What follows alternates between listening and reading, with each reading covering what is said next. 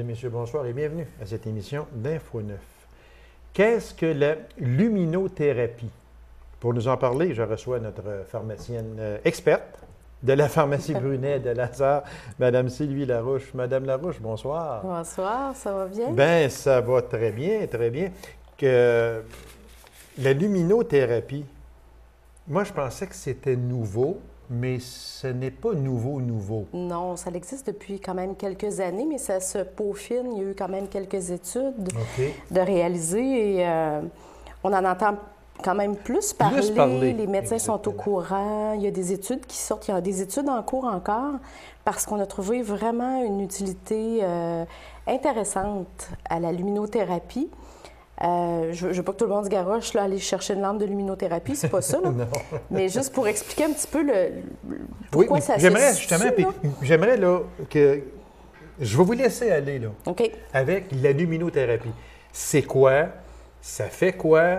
Tantôt, on va le montrer aussi, là, c'est marqué lumière de vitalité et d'énergie pour un soulagement rapide de votre trouble affectif humain. Humeur maussade, il y en a qui devraient avoir ça. Excusez. Oui, quelques-uns. Oui. Mais en fait, ça s'adresse, il y a eu des études, comme je disais, des places où il y a un petit peu moins de lumière. On s'est rendu compte dans certains pays qu'il y avait vraiment une augmentation, un petit peu de dépression saisonnière. Là, les dépressions saisonnières, on ne parle pas d'un blues de l'hiver, là, comme plusieurs ont. Là. On parle vraiment dans la famille des dépressions. Là. Les symptômes sont un petit peu plus sévères. Et curieusement, quand j'ai fait mes recherches, c'est pas les personnes âgées qui souffrent. Ils vont peut-être souffrir du blues de l'hiver parce qu'ils voient la neige s'en venir, là. Mais vraiment, la dépression saisonnière, c'est vraiment plus des gens qui peuvent être à partir de 23 ans, à la mi-cinquantaine à peu près, qui vont en souffrir le plus sérieusement. Une femme et demie de plus que par rapport aux hommes. Un petit peu plus de femmes que d'hommes, une fois et demie de plus. Ensuite, les symptômes, vraiment, ce qu'on se rend compte, c'est à partir de l'automne, on a vraiment une grosse baisse d'énergie, beaucoup de fatigue, moins d'entrain, moins de joie de vivre, l'irritabilité. On a aussi de la difficulté à se concentrer. Il y en a qui ont des envies là, incontrôlables de sucré, d'hydrates de carbone. Ça peut aller jusque-là. Oui, c'est ça, les pâtes, les pains, tout ça. Là. Donc, puis on a un besoin plus important de sommeil. Donc, c'est un petit peu des symptômes de dépression saisonnière. Ça commence aux alentours de l'automne, aller jusqu'au printemps. C'est un petit peu genre dépression. Là. Oui, ça rentre dans la même famille, je vous avoue. Là. Okay. Mais là, je vous arrête une seconde parce que on va le montrer, là, on va demander juste à la caméra de venir chercher ça. Puis, ces symptômes-là, je ne peux pas dire est-ce que ça se guérit, là, c'est pas ça, mais amoindrir... Ça s'améliore. Ça s'améliore. Avec une lumière. Oui, 2 personnes sur 3 peuvent avoir une diminution. Ça, c'en est un exemple. Va avoir une diminution des symptômes d'à peu près 50 à 80 des symptômes que j'ai parlé de dépression saisonnière. L'autre chose, à qui ça s'adresse? Bien, ça s'adresse à ceux qui voyagent beaucoup, qui souffrent beaucoup du décalage horaire. Parce que ça peut les aider à les ramener un petit peu dans le côté... Tu sais, on parle de lumière. Là. Oui. Évidemment, ceux qui souffrent des symptômes de dépression saisonnière. Ceux qui ont le blues de l'hiver, là. Ça aussi, ça peut les aider. Évidemment, pas aux enfants. Là, vraiment, là, c'est important. Ça ne s'adresse pas aux enfants. C'est important, ça, là, de le dire. Maman, elle va t'installer, la lumière devient temps, là. Fait que pleure plus. Non, c'est ça. Puis, il faut dire une chose, hein, la lumière, c'est une thérapie, mais elle peut, si on va parler un petit peu de l'exposition, il faut faire attention parce que si on surconsomme, on risque d'avoir les effets un petit peu inverses, donc une surstimulation. Donc, on ne veut pas ça chez les enfants. Non, absolument pas. Absolument pas. Mais c'est pas adressé à eux autres. La chose importante à savoir, avant de s'embarquer dans un traitement de luminothérapie, il faut vraiment... Les gens qui ont des problèmes au niveau de leurs yeux ou qui ont des maladies ou qui ont des dégénérescences, les personnes plus âgées ou quelques cataractes, glaucome, ces choses-là, devraient passer un examen de la vue avant, vraiment un bon examen de base. Bien, c'est-à-dire qu'on veut s'assurer qu'il n'y ait pas de problématique, mais ça, c'est des lumières quand même très, très sécuritaires, parce qu'on n'a pas... C'est le spectre solaire sans les infrarouges, sans les ultraviolets. Donc, ce qui est dommageable pour les yeux et pour la peau. Oui, c'est ça, ultraviolets. Exactement. Moi, il y a une chose. Là. Vous allez me corriger, vous allez m'instruire. Vous êtes ici pour nous instruire. Non, on essaie. Moi, là, moi, je ne souffre pas. Je veux dire, moi, le blues l'hiver, moi, j'ai pas ça, là, pas en tout. Puis c'est pas non plus... c'est pas tout le monde, évidemment, c'est ça. Bon. Mais mettons que je vois venir l'hiver, c'est l'automne, les journées raccourcissent. Comme je disais, là, je suis d'humeur maussade, puis bon, etc., puis ça marche pas, mon affaire. Je vais allumer ça, là, puis ça va aller mieux. Il faut faire un traitement continu. Oui, hein? OK. Ça remplace une médication, okay. Là, je vous dirais. Parce ça que remplace une médication. Ça peut, quand les symptômes sont légers, on s'entend. Parce que si vraiment les symptômes sont très, très intenses, là, ça marche pas. Ou si vraiment, même avec la luminothérapie, ça ne fonctionne pas, là, il faut vraiment penser. Ou ça peut être un adjuvant, c'est-à-dire c'est un traitement complémentaire au traitement médical, au traitement par la bouche de dépression. On peut aller ajouter ça quand vraiment les symptômes s'intensifient justement dans la période où il y a moins de luminosité. Okay. Donc, ça peut être un traitement d'appoint aussi. Mais première des choses, ce que je peux vous recommander, c'est que oui, on s'installe quand, on s'installe comment, qu'est-ce que ça donne. Je vous recommande des lampes. Il y a différents formats, il y a différentes grosseurs. J'en ai apporté un autre qui est un petit peu plus grosse. On va juste regarder ici. Là, tiens, juste demander. Là. Juste vous donner un petit peu, là, c'est un peu une lampe de chevet ou une lampe de table qui est un petit peu plus grosse. Il y en a sur pied. Okay. Il y a des petites portatives, comme on a vu tout à l'heure. Donc, ce que je vous recommande, c'est au moins qu'il fournit 10 000 lux. Lux, c'est l'intensité de la lumière. L'intensité de la lumière, exactement. Pourquoi? Parce que si vous choisissez plus bas, il faut s'exposer plus longtemps. Et ça, vous vous exposez le matin de préférence ou au lever, pour ceux qui ont des chiffres. Il y en a qui souffrent beaucoup de ça parce qu'ils travaillent sur des chiffres. Okay. Donc, au réveil, au lever le matin, on s'expose 30 minutes en déjeunant, en se coiffant, en se maquillant, en lisant, par exemple. Il faut avoir la lumière dans notre champ de vision. OK? Il faut que l'œil puisse... C'est pour ça que je disais que c'est important de faire attention, mais il faut... Parce que c'est pas absorbé par le dos. Je vous suis en mots juste, là, par exemple, parce que... C'est pas absorbé par la peau, donc si vous l'avez dans le dos, oubliez ça, ça ne fonctionne pas, là. Donc, il faut l'avoir sans le regarder directement. Mais il faut l'avoir dans notre champ de vision. Selon les recommandations du fabricant à une certaine distance, ils vont tous vous expliquer ça dans chacune des compagnies des boîtes. OK. Il ne faut pas surconsommer, comme je vous disais, parce qu'on risque d'avoir une petite, problématique. Ça veut dire que celui-là qu'on a ici, là, on peut... Rendu qu'il est dans notre champ de vision. On n'est pas obligé de l'avoir face à nous autres, qu'on est arrangé de même, puis on attend. Absolument pas.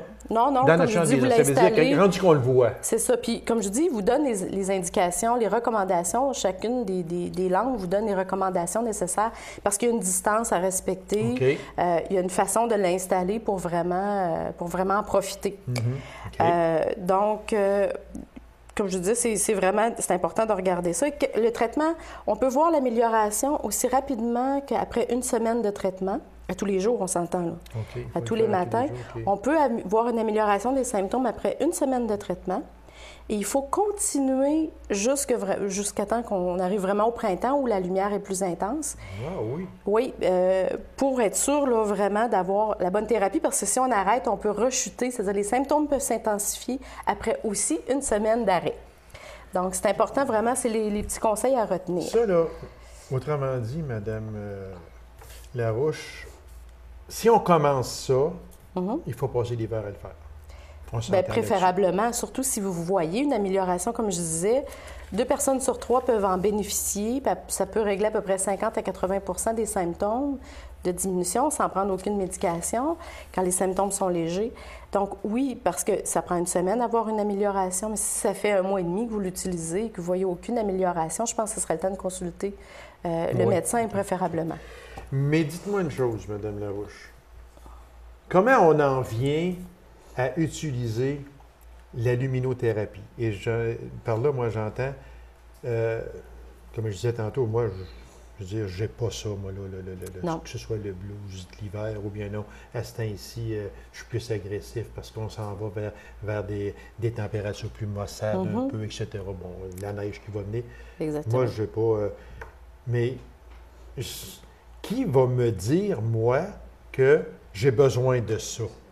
Bien, je pense, en fait, si vous voyez certains symptômes, comme je disais, ou si vous venez parler, discuter des fois avec le médecin, avec le pharmacien, donner des symptômes un petit peu, quand même qui sont, comme je dis, il y a l'intensité, là, mais ça peut être quelque chose ou de vous-même, vous pouvez vraiment voir, bien écoute, ça peut être quelque chose, oui, ça a un coût, bien évidemment, là, comme n'importe quel traitement, mais on peut peut-être l'essayer pour voir si ça peut améliorer les symptômes. Ça peut être intéressant, là, parce qu'on n'a pas de médication à prendre, on le fait pendant qu'on déjeune, un petit 10, 15, 30 minutes de luminothérapie par jour, selon les besoins. Je pense que, bien, on peut le voir assez rapidement, ça peut être intéressant. Je veux en venir que si, mettons, c'est peut-être une question, je sais pas, mais si, là, moi, là, j'arrive, puis je n'ai pas de besoin, puis je l'apprends pareil. Tu sais, ça peut faire quoi? Il n'y a pas un... Bien, c'est-à-dire, comme je vous disais, c'est comme n'importe quoi qu'on prend, puis on n'a pas besoin, là. C'est qu'on peut tomber dans les on a pas mal à la tête, puis on prend des Tylenol, bien, c'est dur pour le foie. Là, tandis que là, si on fait de la luminothérapie, on n'en a pas besoin, on est en santé, de bonne humeur et tout et tout. Bien, on peut se retrouver avec des symptômes d'une surstimulation un petit peu, là. Donc, on va avoir peut-être un petit peu plus de nervosité. On va peut-être avoir des effets de la difficulté à dormir, se sentir un petit peu fébrile ou ces choses-là. Donc, on va peut-être aller chercher... Quand on n'a pas besoin, on n'a pas besoin, là. Donc, si vraiment on n'a pas ces symptômes-là, je pense pas que ça serait intéressant. Puis hier, je travaillais sur notre entrevue, puis j'avais les lampes, puis je me disais, je devrais peut-être l'allumer, ça me ferait plus de lumière. D'un coup, j'ai dit, non, je serais pas capable de dormir, là. Parce que ça peut retarder notre coucher si on fait. C'est pour ça qu'ils disent le matin. Parce qu'effectivement, si vous le faites, parce que c'était le soir, là, j'ai dit non, on joue sur notre système parce qu'il y a vraiment, il y a de la mélatonine, qu'on ne rentrera pas dans les détails, mais il y a vraiment quelque chose qui peut faire que si on utilise la luminothérapie n'importe comment, trop longtemps, là, on risque d'avoir des effets. Puis des effets sur notre sommeil, c'est quelque chose de précieux. Donc, il faut respecter les indications et les recommandations. Donc, ce n'est pas un jouet, ce n'est pas une lampe pour lire. Non, parce que dans une place, dans la maison ou au bureau, on a à peu près 300 à 500 lux. OK. Un soleil en pleine heure de midi, un beau grand soleil d'été, là, ça nous fournit 50 000 lux. Et ça, c'est 10 000 lux. Mais 30 minutes, on commence à 10-15 minutes, on augmente graduellement. Donc, non, c'est pas recommandé à tout le monde. Il reste très peu de temps, Mme Larouche. Est-ce qu'on peut parler d'un coût? Écoute, c'est très variable. Souvent, il y a des promotions. Ça arrive, là, c'est la période où ça peut commencer dans les circulaires. Okay. La plupart des lampes sont très intéressantes. Je te dirais peut-être, écoute, je vais faire, je vais à peu près dans les 100 $, je te dirais. Ça peut être un petit peu plus, un petit peu moins selon les promotions. OK. Fait que ça veut dire que, en principe, c'est l'automne, puis c'est pour tout l'hiver. Puis rendu au printemps, on ne peut pas faire ça à l'année, là. Non. Ben, c'est pas nécessaire parce que si on profite, à moins vraiment qu'on s'encabane vraiment à l'année longue. Mais sinon, allez dehors pour l'amour. Quand il fait beau, allez dehors, allez profiter du soleil, allez profiter de la luminothérapie naturelle du soleil, mais en se protégeant toujours pour faire attention à notre peau.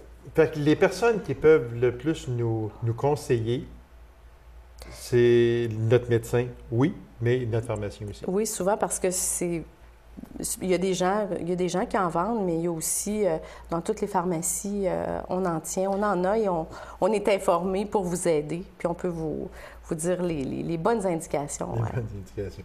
Parce que moi, ce qui me ferait peur un peu dans ça, c'est qu'on s'habitue à ça.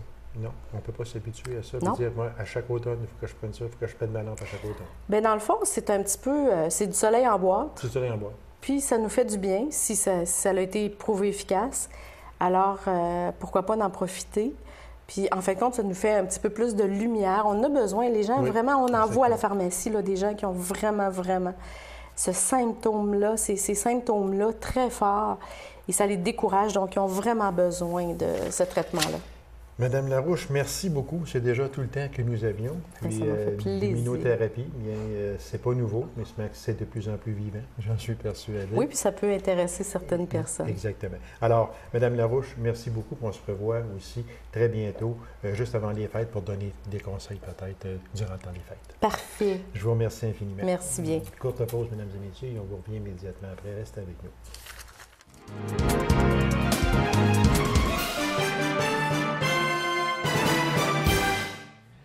La fromagerie Chèvrerie Dion de Macamic, secteur Colombourg, a reçu le prix du président du Centre local de développement d'Abitibi-Ouest. Alors, pour nous en parler, et également parler de sa fromagerie, chèvrerie, parler des produits qui sont devant nous, je reçois le propriétaire, M. Guillaume Lemieux. M. Lemieux, bonsoir. Bonjour. Merci d'avoir accepté cette invitation-là, M. Lemieux. D'abord, en tout premier lieu, on tient à vous féliciter pour les 2 magnifiques prix. C'est vraiment un bel honneur que de recevoir un tel prix parce que vous en avez 2. Oui, j'étais très surpris d'ailleurs, c'est ça. Premièrement, l'année passée, je vois-tu un peu avec mes prix? Oui, j'ai gagné le prix agro-touristique de l'année. C'est ça, exactement. Dans le fond, vu que j'avais reçu au-dessus de 2500 visiteurs. Oui, Paul, on va juste vous le montrer ici. Oui, là. Tiens, Et mon Dieu, c'est assez pesant. Je pensais que c'était en bois. C'est loin d'être en bois. C'est en métal en plus de ça. Alors, c'est le prix agro-tourisme et produits régionaux, fromagerie, chèvrerie, Dion. Voilà. Et puis, on va le mettre, tiens, on va l'envoyer ici. Et on va montrer l'autre aussi qui est aussi très important. Le prix du CLD, c'est ça que j'ai reçu cette année. Ici, avec le prix du CLD. Le prix du président. Le prix, voilà. Qui était en fin de compte pour avoir eu une bonne augmentation de marché l'année dernière à mon année de départ. Okay. Bon. Maintenant, M. Lemieux, on va... Moi, j'aimerais ça que vous nous expliquiez un peu votre cheminement. Vous avez fait vos études à quel endroit? Qu'est-ce qui vous a emmené ici en Abitibi? D'accord. Bien, dans le fond, je suis originaire d'ici, de Palmarol. Puis, et vous avez été étudié à l'extérieur? Je suis allé étudier à Saint-Hyacinthe, à l'Institut des technologies agroalimentaires, en gestion d'entreprise agricole, dans le fond. Puis, je voulais absolument avoir ma ferme, monter mon troupeau. Puis, j'avais pas encore décidé de la production dans laquelle j'allais me lancer, mais c'est ça. Il y a 2 ans, j'étais allé visiter la fromagerie Dion. Comme ça, je savais... Qui était au Témiscamingue. Exactement. À ce moment-là. C'est ça. J'avais jamais entendu parler de cette fromagerie-là. Fait que je me suis donné à passer en avant. Et je suis arrêté pour aller faire la visite touristique. Puis j'ai trouvé ça super. Elle était à Montbéliard. Oui. Alors, vous en avez fait l'acquisition et vous l'avez emmenée en Abitibi. C'est ça, 150 km plus loin. J'ai déménagé le troupeau, les équipements de la fromagerie. Bon, dites-moi une chose, M. Lemieux. C'est sûr que quand on parle de climat, on dit toujours que le climat au Témiscamingue est toujours un peu mieux que celui de l'Abitibi-Ouest, disons, OK, ou Abitibi-Est, en tout cas. Peut-être un petit peu plus chaud, en tout cas. Pourquoi ne pas l'avoir laissé au Témiscamingue? C'est pas parce qu'on ne voulait pas ici, là. C'est pas ça. Mais pourquoi ne pas l'avoir laissé au Témiscamingue à sa place où vous l'avez acheté? C'était pour, dans le fond, me rapprocher de mon monde, ma place, mon petit village, là, oui, c'est ça. Puis je me suis trouvé à dénicher une super belle ferme là, qui pouvait, dans le fond, accueillir tout le troupeau comme que je voulais, c'est ça, dans le Randis de Colombo. Les opérations ont été amorcées en janvier 2010 après un investissement de près d'1,5 million. On parle de 425 000 $, 450 000 $. Expliquez-nous un peu, c'est quoi que vous avez, que vous avez acheté, parce que vous avez pris une ferme qui était, vous l'avez surtout achetée. J'ai acheté une ferme qui était aménagée pour les moutons, dans le fond. Je l'ai réaménagée pour mettre mes chèvres, fait un salon de traite, une laiterie, puis après ça, j'ai construit la fromagerie. Le plus gros investissement, ça a été ça. La fromagerie, puis je me suis rendu dans les normes agro-environnementales, dans le fond, la fosse, et puis le champ d'épuration triple et le marais filtrant pour être sûr qu'il n'y ait aucun polluant, aucun déchet qui se rentre dans les cours d'eau, dans le fond. Moi, une question de même, M. Lemieux, c'est qu'on sait qu'il y a beaucoup de fermes qui ferment, en Abitibi-Témiscamingue. Les agriculteurs ont de la misère. De la financière, on n'en parlera pas. Pour vous, vous n'avez pas eu peur d'investir tant que ça? Parce qu'on parle de presque $1,5 million. J'ai investi d'une autre manière, je crois, c'est ça. Au lieu de me fier aux exigences du marché qui sont vraiment toujours de haut en bas. En dents de scie, oui. Je me fie à un marché, dans le fond, qui est local, un marché qui est stable, dans le fond, un marché du fromage qui a toujours une demande. Peut-être juste une question de même. Les fromageries Dion, et fromagerie, vache à Mayotte, c'est deux choses complètement différentes. Ouais. Vous n'avez pas eu peur de la compétition parce que vous n'êtes pas loin un de l'autre? Non, bien premièrement, la vache à Mayotte, il est allé dans le fond plus en m'accueillant, en me faisant une place dans ses tablettes. Où, oui, c'est ça, pour être capable de me rentrer un peu dans la place. Là. Puis non, puis de toute façon, lui, transforme pas de fromage de chèvre. Il s'est contenté du fromage de vache et de mouton. Fait que c'est un complément un peu, un fromage de chèvre. Fromage de chèvre, c'est quoi la différence? C'est le lait. C'est quoi, là? Oui, parce le lait. On parle souvent là, du fromage de chèvre. Qu'est-ce qu'il y a de spécial, ce lait-là? Est-ce qu'il est plus raffiné? Est-ce qu'il y a plus de vitamines? Je ne sais pas. C'est un lait qui est beaucoup plus digestible qu'un fromage de vache ou quelconque, dans le fond. Le lait n'est pas pareil, les molécules ne sont pas pareilles et beaucoup plus digestible. C'est pas le même lactose aussi, fait que ça peut convenir à du monde qui sont intolérants au lactose. Ouais.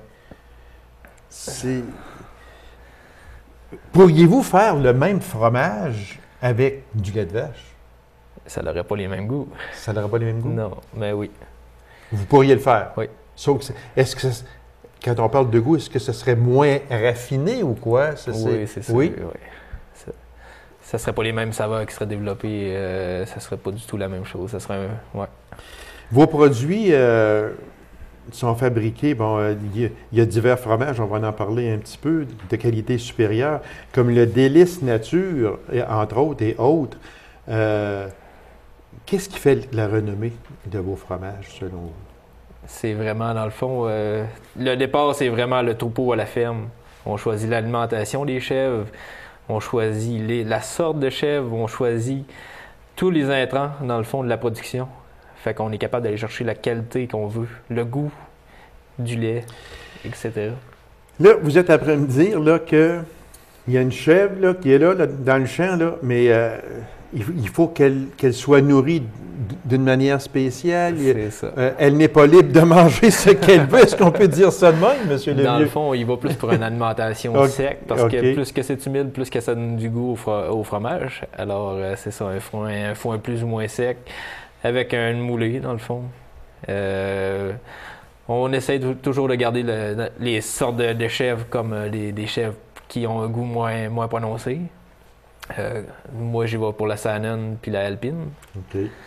Puis comparé à une Togambo qui, là tu goûtes vraiment un goût prononcé au lait. Votre ferme comprend combien de chèvres? Présentement, j'ai 70 chèvres adultes, puis le même nombre de bébés, 70 à peu près. Ah, OK. Fait que j'ai quand même déjà Donc, doublé. la relève est assurée. Est-ce qu'on peut dire ça de même? Oui. C'est ça. Vos points de vente, quand je parle de points de vente, est-ce que vous avez toute l'Abitibi et le Témiscamingue? Oui, présentement, je suis localisé vraiment en Abitibi. OK. Puis Témiscamingue en petite partie, oui, aussi. Ah, petite partie. Ouais. C'est beaucoup d'ouvrages, j'en suis persuadé, parce qu'on ne peut pas faire ce paquet de fromage-là. Ça comporte. C'est quoi une journée pour vous? C'est 24 heures, oui, mais c'est quoi une journée pour vous?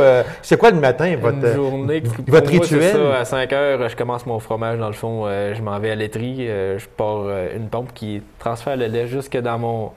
Ben dans le fond, c'est ça, ouais. Je transfère le lait dans mon bassin, où je commence à chauffer le lait. Et puis après ça, moi, je lègue 2 heures plus tard, je lègue le travail à mes employés, dans le fond, qui continuent pendant que moi, je vais faire la traite. Ah, OK. Fait que je traite les chèvres, ça prend 1 heure ou 2. Est-ce que c'est fait manuellement, non? Non, c'est ça. Non, je me suis fait un petit kit de traite. Là, OK, oui, OK. Parce que là, on retomberait dans les années 20, là, ou à peu près. Là. Ça serait de la job. Exactement, oui. Puis c'est ça. Après ça, je me retourne à la fromagerie, puis je finis ma journée encore avec la traite, après que j'aille fini toutes les étapes du fromage. Une journée, pour vous, dure combien d'heures? 12, 14. Ça dépend. Mais est-ce que c'est 7 jours semaine? C'est régulièrement 7 jours semaine. C'est régulièrement 7 jours semaine. On dit que vous avez déjà une croissance de plus de 33 depuis que vous vous êtes 33 installé. pour l'année passée. Pour l'année passée. Puis cette année, je m'enligne encore pour une belle augmentation. Ah oui? Si on se fie au chiffre présentement, je vais avoir 50 d'augmentation en 2 ans. Dieu Seigneur. Ça va très bien. Tant mieux pour vous. On va regarder quelques fromages, si vous me permettez, monsieur Lemieux. Le Mont-Bel. C'est un cheddar, ça, dans le fond. Okay. Je le fais vieillir. J'ai le frais comme le moyen qui a 3 mois et le fort qui a 1 an et plus. Ces fromages-là, lui, comme lui là, que j'ai là, dans les mains, il était fait quand, puis il se conserve combien de temps? Celle-là, un coup sous vide, il est bon à vie, dans le fond. Ah oui? Oui. Plus que tu vas le laisser vieillir, plus qu'il va développer ses saveurs, des nouveaux goûts.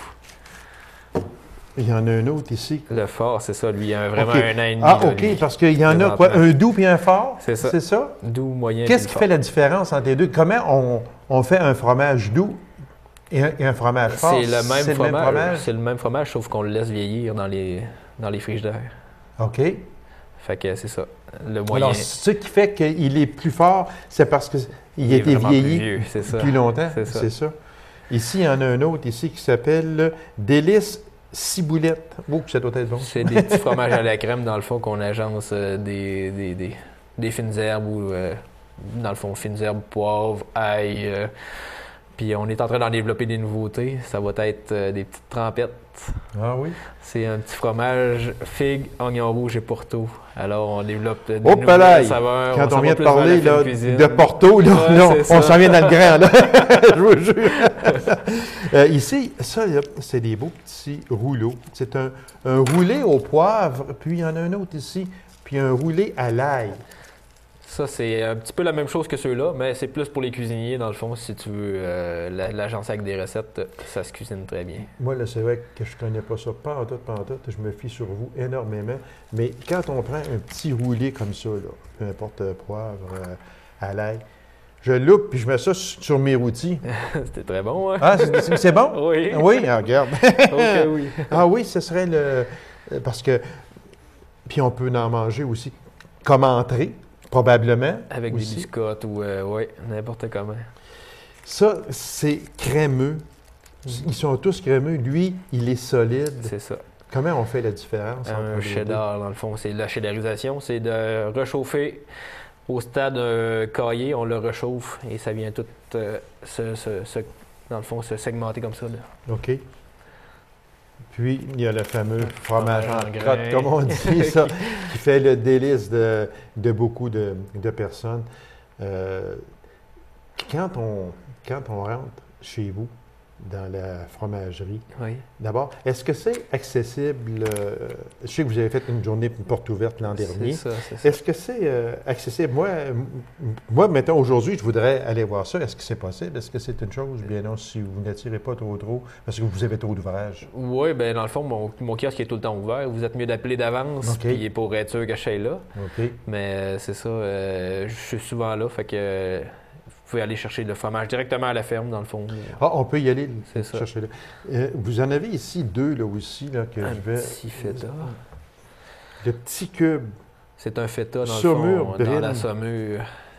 Pourquoi il est dans l'eau? C'est vraiment pour la conservation, c'est de l'eau salée. Alors, on vient chercher beaucoup plus de dattes et c'est de là que ça vient chercher son goût aussi, très salé, là, au feta. Bon, monsieur Lemieux, merci infiniment. Puis on vous souhaite tout le succès possible parce que vous me paraissez d'un gars vraiment sympathique. Vous l'êtes également. Et puis, on ne peut que vous encourager à continuer dans ce domaine-là. Puis on demande aux gens aussi de vous encourager. Puis on vous souhaite tout le succès possible avec vos fromages. Il y a sûrement d'excellents fromages à déguster dans ça.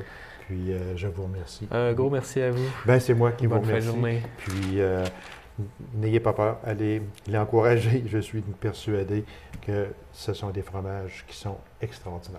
Alors, merci beaucoup. Merci. Alors, merci d'avoir été là, mesdames et messieurs. Et on se donne rendez-vous à une prochaine émission d'Info 9. Au revoir et à bientôt.